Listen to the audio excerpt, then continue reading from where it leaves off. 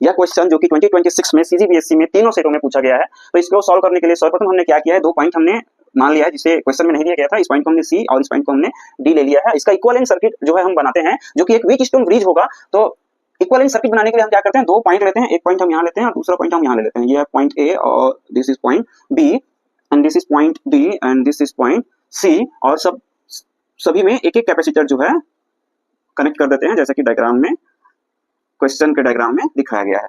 ये कुछ इस तरह से। अब देखिए 20 माइक्रोफैराड का कैपेसिटर जो है कि कहाँ कनेक्टेड है, सी और डी के बीच में। तो सी और डी के बीच में ये 20 माइक्रोफैराड का 20 माइक्रोफैराड का कैपेसिटर जो है कनेक्टेड है। अब बाकी जो कैपेसिटर है उनके कैपेसिटेंस जो है इक्वल है। आप देख सकते हैं जहां जिसमें C1 is equal to C2 is equal to C3 is equal to C4, ये कितना है, ये है 4 माइक्रोफैराड है। आप देख सकते हैं। तो C1, C2, C3 और C4 ये सारे कैपेसिटर जो है जिसकी कैपेसिटेंस जो है इक्वल है। तो इस तरह से यह एक व्हीटस्टोन ब्रिज है जिसमें आप क्लियरली देख सकते हैं C1 upon C2 is equal to C3 upon C4। तो ऐसे सिचुएशन में ये जो C5 है जिसका मान जो है 20 माइक्रोफैराड है, वो ए और बी के बीच में जो इक्विवेलेंट कैपेसिटेंस मिलेगा उस पर कोई इफेक्ट जो है नहीं डालेगा।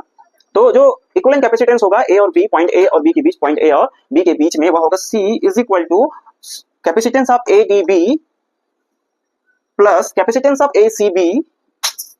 तो हम कैपेसिटेंस निकालेंगे ADB का और ACB का। तो पहले हम कैपेसिटेंस निकालते हैं किसका, ADB का। तो आप देख सकते हैं ये जो है किसमें है, ये सीरीज में कनेक्टेड है। सीरीज में जब कनेक्ट होंगे तो हम निकालेंगे क्या, पहले हम निकालेंगे 1 अपान CADB निकालेंगे और उसको हम क्या करेंगे, एक फार्मूला है, उस फार्मूले से हम सीरीज का जो फार्मूला है वो लगाएंगे। तो C1 1 upon C1 plus 1 upon C2 is equal to क्या हो जाएगा, इज इक्वल टू हो जाएगा C1 C2 और ऊपर आ जाएगा C1 प्लस C2। ये जब सॉल्व होगा तो हमें क्या मिलेगा, हमें चाहिए CADB। तो CADB जो मिलेगा वो क्या मिलेगा, यहाँ से हमें मिलेगा C1 C2 अपान C1 प्लस C2, क्योंकि ये 1 अपान CADB का वैल्यू था। तो इस तरह से मिलेगा। और हमें क्या चाहिए, हमें ACB चाहिए, कैपेसिटेंस ऑफ ACB चाहिए। तो कैपेसिटेंस ऑफ ACB C3 और C4 है जो कि सीरीज में कनेक्टेड। तो हमें क्या मिलेगा, C3 C4 अपान C3 प्लस C4 मिलेगा। आप देख सकते हैं C1 is equal to C2 is equal to C3 is equal to C4 is equal to 4 microfarad. तो दोनों के वैल्यू हमें वही मिलने वाला है। जब इसको हम सॉल्व करेंगे तो क्या मिलेगा, 4 मल्टीप्लाई 4 अपान 4 प्लस 4 और इज इक्वल टू क्या हो जाएगा, is equal to 16 upon 8 is equal to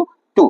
तो CADB और CACB, कैपेसिटेंस ऑफ ADB और capacitance of ACB is equal to 2। ये दोनों मान हम यहाँ रखते हैं। तो 2 प्लस 2 इज इक्वल टू 4। तो जो इक्विवेलेंट कैपेसिटेंस है पॉइंट ए और बी के बीच में वह होगा कितना, 4 माइक्रोफैराड।